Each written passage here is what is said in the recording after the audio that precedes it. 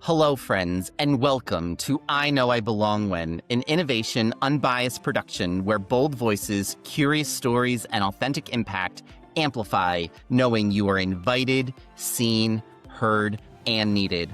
I am your host, Christopher Bailone, Principal Strategist at Innovation Unbiased. This is more than a conversation. It is a movement, a mirror, a megaphone, one where raw truth meets radical hope. Welcome back to the show. Today's guest is the CEO of DeDia Executive Coaching Group and former Chief Diversity and Inclusion Officer at Boehringer Ingelheim, USA. Nancy DeDia is not just a coach, she is a culture architect. With a career spanning financial services and life sciences, she has been on a mission to tackle health disparities, champion belonging, and build purposeful workplaces. After decades as a global HR executive, Nancy has officially rewired from corporate America and is helping leaders unlock their best selves. And what makes Nancy tick? She is an IFC certified executive coach with more than 35 years of experience shaping talent at Fortune 100 companies.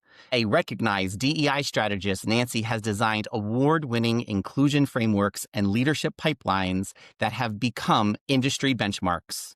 She is fluent in Italian, which comes in handy when she's whipping up her specialty, Italian cuisine, paired with wines from around the world. When she is not cooking or coaching, you will find her hiking, exercising, and embracing all things wellness.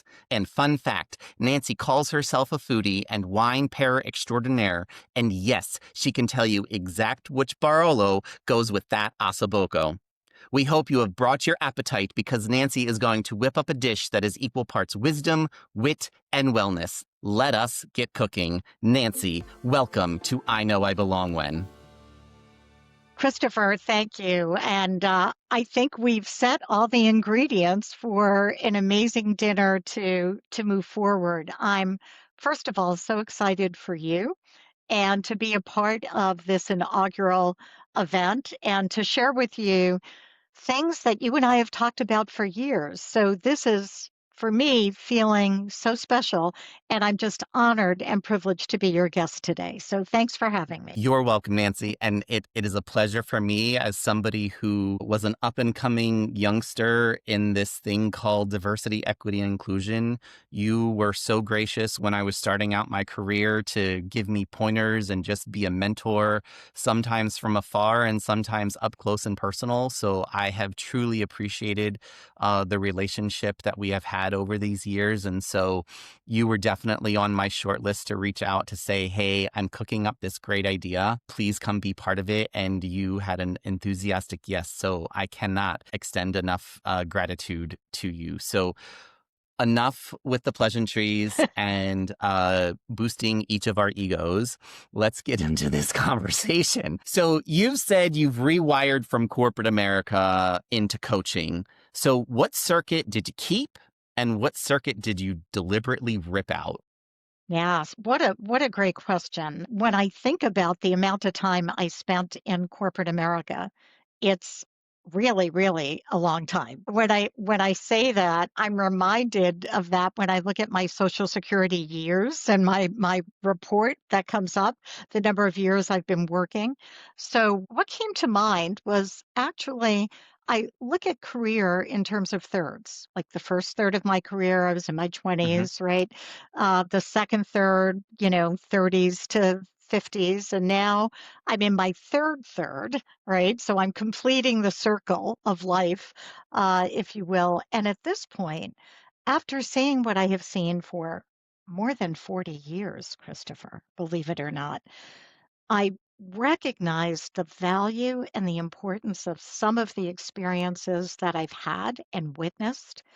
And Mm. it's now my time to hold space for others, which is why coaching was just a natural transition. And ironically, 15 years ago, I planned for this day.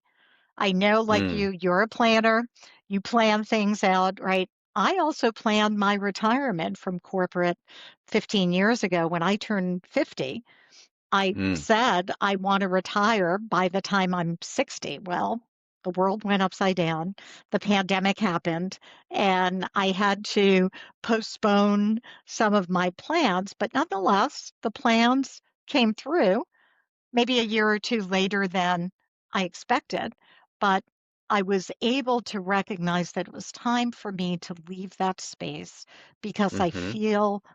I felt I had saturated everything that I could possibly do at up to that point, and it was time for me to go and bring in another generation. So you have to know when it's time to leave the party, right? And you also have to Yeah. know when you become a blocker, and you have to allow for others to come through.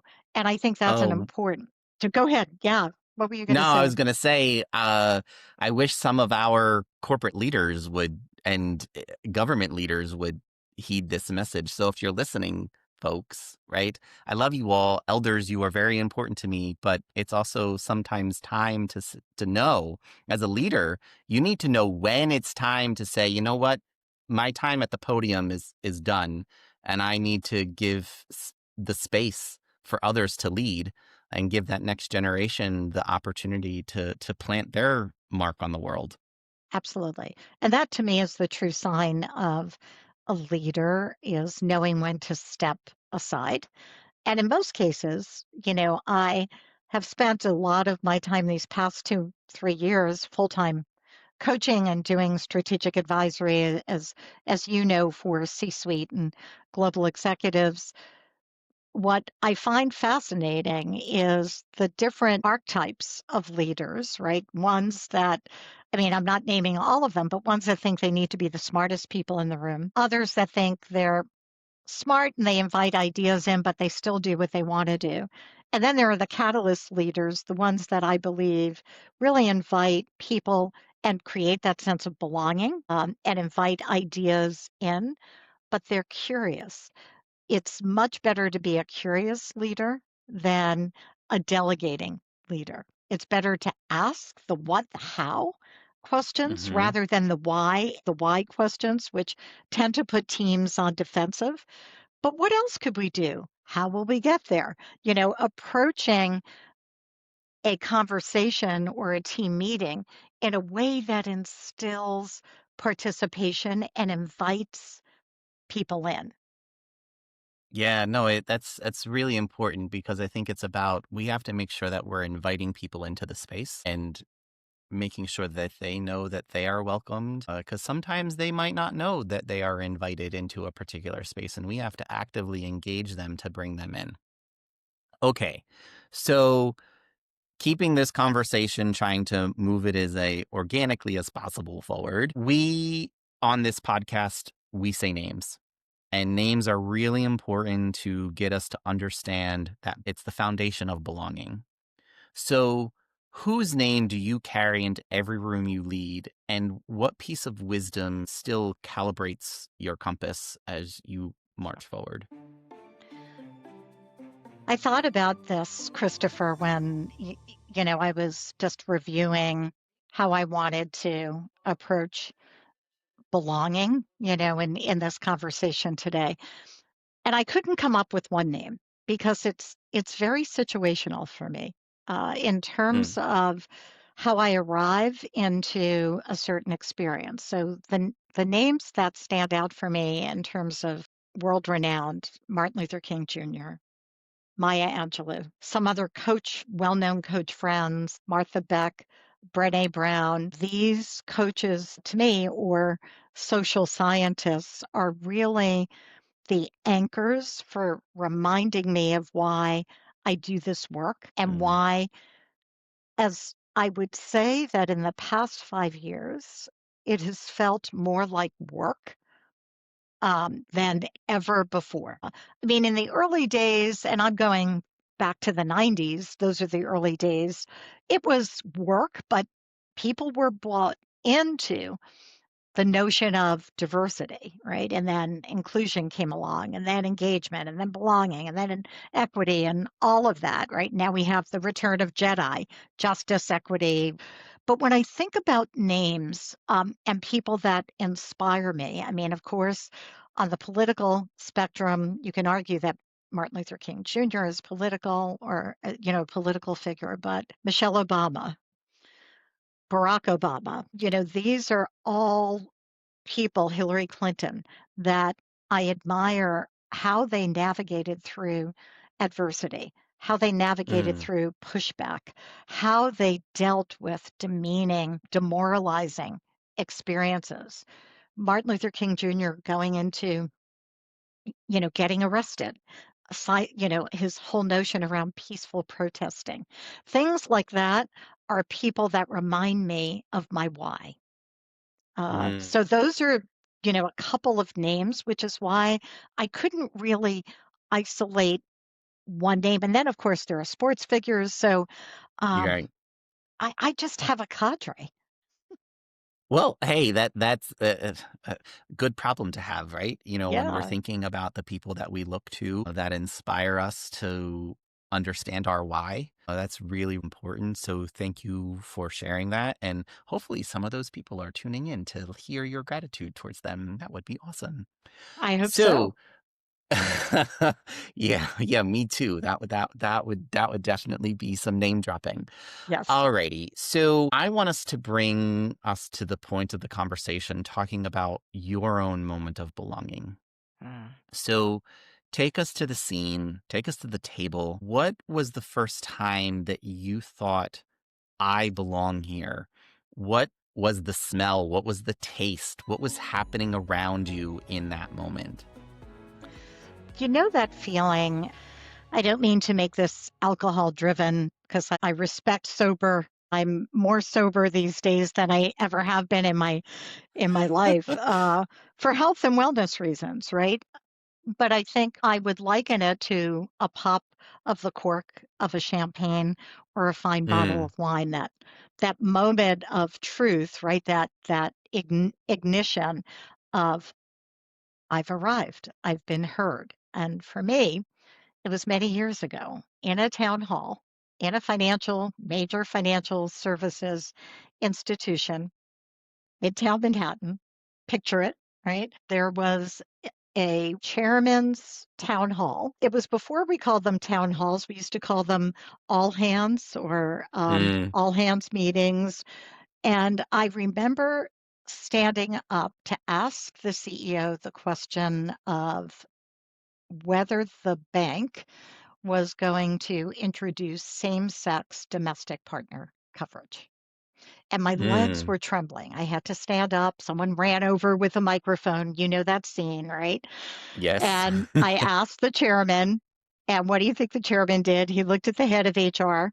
The head of HR looked to the head of diversity at the time for the bank, and they responded and said, well, we're looking into it and it's quite expensive. And this was early 90s, right? And some of the other Mm, major Wall Street banks were slowly introducing domestic partner benefits. So this is how far yep. back we go, right? And I got an answer which was a typical corporate answer, right? But I asked it and they listened and they heard.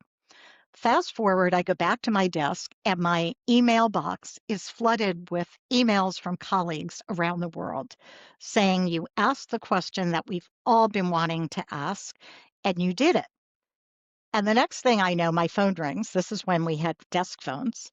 And I know I sound antiquated here, but it wasn't that long ago, maybe No, it 20 years wasn't. ago, right? And some offices still have phones. And Yes. I got a call from the chairman's office, and I started taking things off my desk and getting ready to pack things up to say, security should be here any moment. I'm going to be walked out, right? And instead, I got invited to sit on the chairman's National Diversity Council. And that to me was that moment of truth where I felt seen and heard, right? And I was able to contribute. And I was also the only out queer executive on that team at the time. I was a Mm, vice president, in the 90s. So you can look at that. Vice presidents in banking aren't as high as managing directors, but they're a step into senior leadership. Fast forward to my, you know, contemporary days, the past 5, 10 years, it has been really being in leadership meetings where certain people dominate, and a leader would look to me and invite me in and say, I'd love to get Nancy's perspective on this, given how close Mm, she is and how close her ear is to the voice of the employee.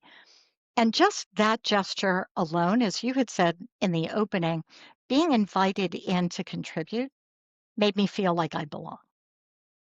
mm. That's really powerful.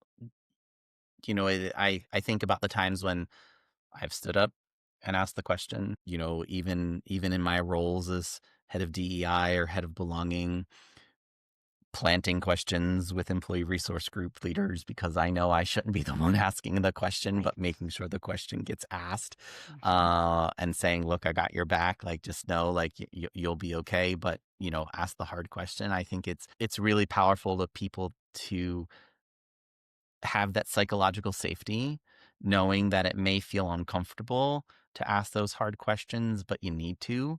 And hopefully, your organization is creating the space for you to feel safe enough to ask that uncomfortable question and maybe get the corporate talking point at first, because they probably been like, okay, this question is going to come up. Nancy, you've been in these prep meetings, right? Where you're like, okay, I want to make sure you're going into this town hall and we know these questions are probably on people's minds. So here are the talking points, right? Like, stick to the script and we're still figuring all this out. We don't have the exact answer, but hey, I at least am not going to let you fall off the cliff. Then going back and doing the work and making those policy changes, and so that's really important. And thank you for doing that back in the '90s, right? As somebody who was did not know he was gay at the time and growing up, and thank you to the elders who have paved the way for my life to be a little bit better as an out gay man. I really appreciate that. So thank you. You're One of the things welcome. that we also you're thank you. Yeah, yeah, yeah. But one of the things that we have a little bit in common is my mom is in healthcare. You have spent a lot of time in healthcare. And so I have a lot of respect and empathy for those who have spent their career in making sure that we are having the best healthcare system that we can. So you have dedicated a career focusing on health disparities and purposeful culture. So tell us about a moment when the data and the humanity clicked, and so that belonging became measurable in that moment. Great, great question, Christopher. And, all of us are patients one way or another. And the interesting thing about certain disease states or conditions is that they don't choose the types of people that get conditions or diseases or things of that sort. So to limit what typically has been done with clinical trials is to limit them to healthy, young, most cases, white males. And Mm, believe it or not, women weren't included in clinical studies until the mid to late 90s. And mm, that was because of fear of damage to reproductive organs, right? Or if there mm. was a fetus growing. But at the same time, how could we really get drugs for women's gynecological, obstetrical, or health issues, breast care, all of that, if women are not included in Yeah. this, right? And so myself, along with several other dear colleagues whom you know, were the elders of the pioneers of this work. My dear friend Deb Daggett and I, she was the CDO at Merck. Um, she and I Love convened. Deb. Yeah, Deb's just awesome. She and I actually worked with pharma, the organization, the membership organization of pharmaceutical companies where the CEOs come together for laws, regulations, things of that sort. So it's pretty much around lobbying overall.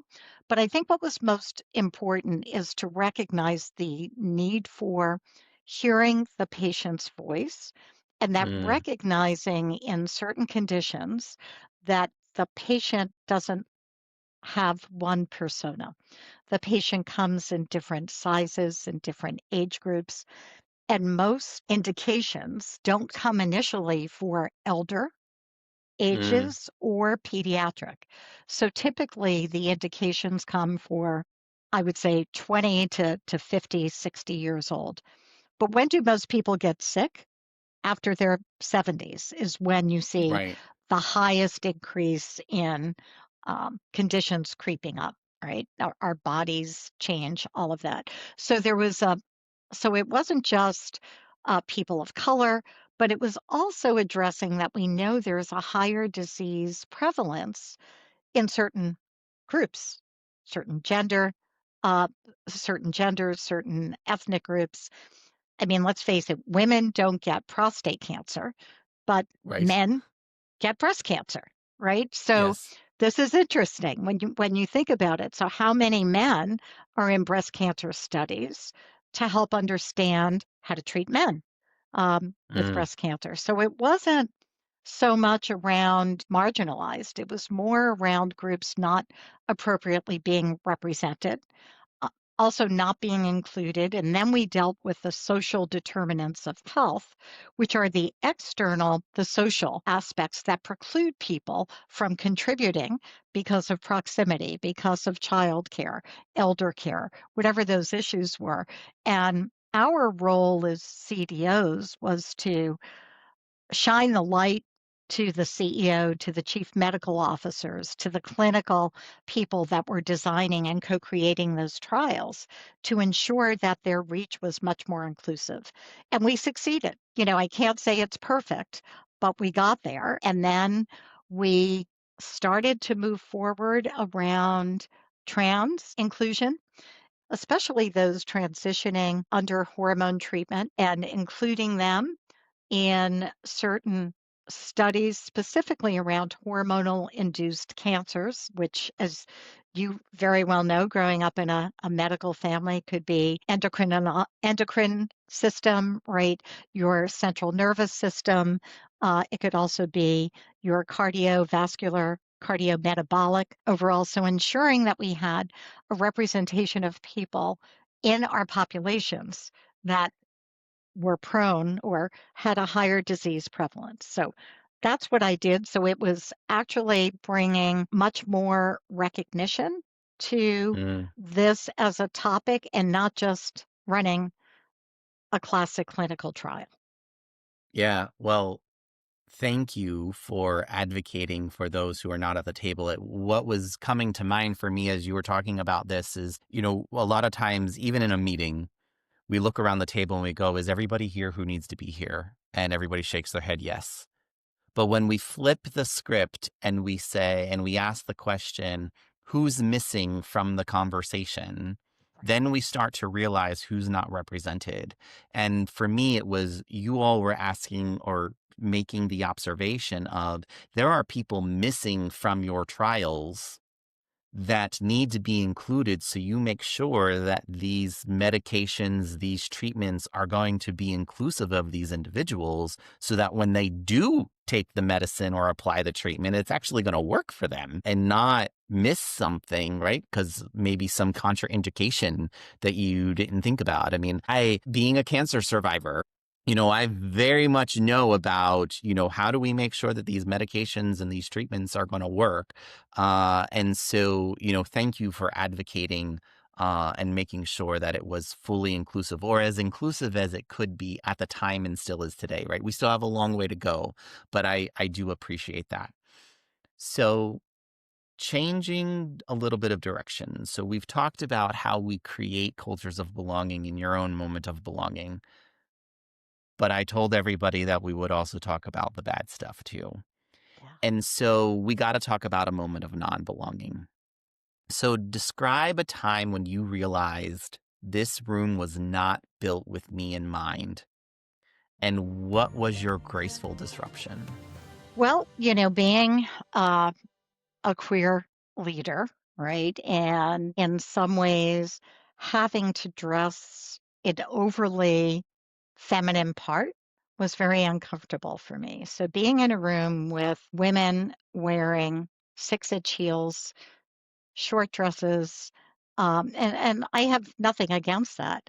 And there I am in my pantsuit and boots and, tailored jacket, and I don't have children. So all they're talking about is their nanny and who's picking up. These are senior executives, right? What kind of doorknob they're going to use in their library at home. And I was probably in my 30s at the time. And I was thinking of all of this privileged conversation, right? I wasn't married or in a relationship, but I just really felt like an outcast, right? I Mm, felt that I didn't have the gravitas or the clothes to show up the way they looked so polished and they looked so great. And they really didn't talk to me. It wasn't like they excluded me, but clearly we didn't have much in common. Although the one thread that has always been helpful for me is wine and food. So being able to find a common ground to mm, talk about, oh, we're having a dinner party. And I would say, oh, what kind of wine are you? Oh, my husband's doing that. Oh, I'd love to know what he's serving. Oh, okay, I'll find out and let you know. Those types of things. When I felt like I didn't belong, I would go home and get like angry and beat up on myself. But then I realized that pivot, that what are some ways that I can try to belong if I want to, right? And mm. it was trying to meet them where they were at rather than me Right. feeling, like the outcast. So that came later in life, of course, when you get We all get wiser and wiser. yeah, we all get wiser. But it was an awful feeling to, and also to not be invited to a meeting and you find Mm, out after the fact that you should have been invited and your boss didn't invite you for a reason, but yet they come back from the meeting and they plop all the outputs from the meeting that you have to deliver. And this was at a time when meetings weren't recorded or live, and it would take a week before the notes got transcribed, on the meeting. And then you're expected to deliver on the outcome of that meeting when you weren't a part of it. But, their right-hand person was there, and when you try to hook up with their right-hand person to find out what happened, they were always too busy for you because right. the boss kept them overly occupied. So that gave Right. me a message that I wasn't valuable or important. Mm, And I ultimately left that organization within the same company, but moved to a different division. mm, And that changed my ability to be successful. And also, I share with you, we have a lot in common. We're both cancer survivors. The interesting piece that I wanted to share from a patient perspective is if you're being invited in to a patient congress to talk about breast cancer as a patient, and all the people around the table are men, generally speaking, right? Or a gynecological cancer, ovarian, and you don't have anyone there that can relate to what it feels like to have a hysterectomy and have your reproductive organs removed. That to me is a miss. And yes. being invited to a meeting where I don't feel like I can relate Yeah. to the people that are there is a big misstep on the part of corporate generally. No, that's very true. If you don't see yourself represented at the table, how do you know that what you say is going to be considered, taken into Right. account? Think about the Beyonce story, right? Yeah. Where she walked into one sneaker company and everybody around the table did not look like her, and she went, "How do you know my people?" And Mhm. then she went to the next one and it was a diverse group of people. And she was like, okay, you know the consumer that I'm trying to go after. And now you're the company I'm going to work with to make my sneaker. Right. It So, exactly. Yeah. It's so crucial, Christopher, to see people think that they know what you feel or because they have a wife or because they have a sister or a mother. It's not the same being in, or, you and I have both heard this when I was coming out in the workplace, and it was a time when women couldn't wear slacks to the workplace until the late 90s. Okay, so you can imagine I didn't even get to my doorstep and the suit jacket was off, the skirt was off, and I was like walking into my room to get my sweats on because I felt, that old adage, a, a peacock in a penguin suit, Yes. Yeah, and yeah, yeah. I felt so confined. And talk about authenticity and showing up as yourself. I never felt in those environments where we had a forced dress code that women couldn't Mm. even wear open toe shoes, right? Oh my God. Um, Yeah. that to me is really the antithesis of belonging. Yes. Oh, hands down, right? I mean, that's a whole nother podcast that we Podcast. could.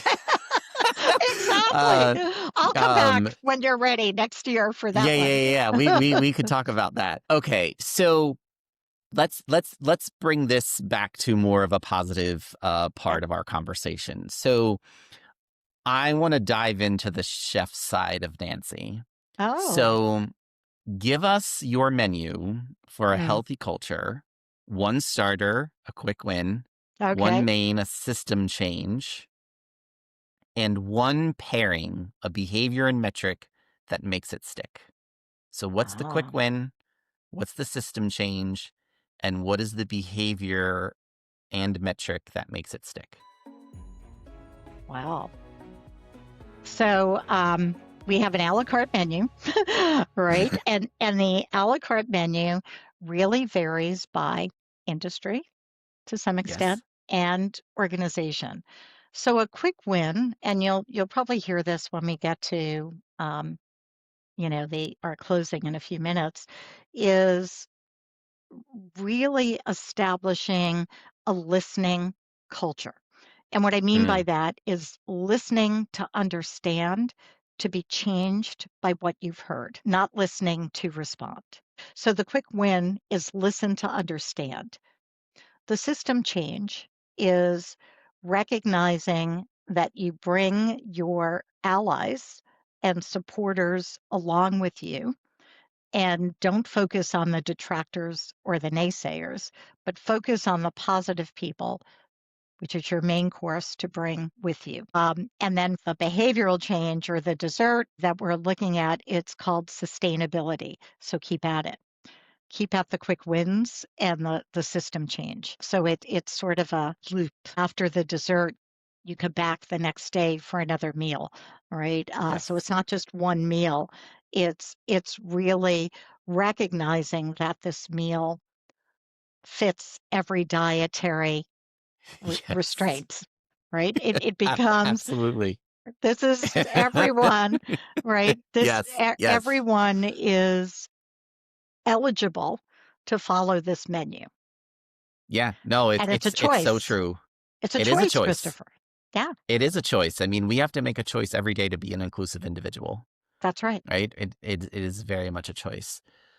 Okay, Nancy, we have had some really great conversations, ones that we could go for hours. I know, because we have. Yes. Um, so I would like you to finish the sentence. I know I belong when. So Nancy, I know I belong when. When curiosity replaces certainty. Hmm. When curiosity replaces certainty. That I'm going to be sitting with that for a while after we hit the stop record button. I am, my friend. That's powerful. Thank you. You're Well, welcome. friend, this has been an absolute pleasure. I could not be more thankful for what you have done for me throughout my career and joining the podcast as an early guest. And this is a great reminder that belonging is not a destination. It is a practice, and it starts with listening. So, friends, if this episode has challenged you to step outside your comfort zone, please follow the show, give us that 5-star review we're hoping you will leave, and add a comment about what you will do to champion a culture of belonging today. These actions will help amplify the message to others, and we want to hear from you. Finish the sentence, I know I belong when, and send us a voice note. Your story could open a future episode. Thank you for listening. Know that your bold, authentic self is welcomed, valued, and loved. And until next time, remember, you belong here.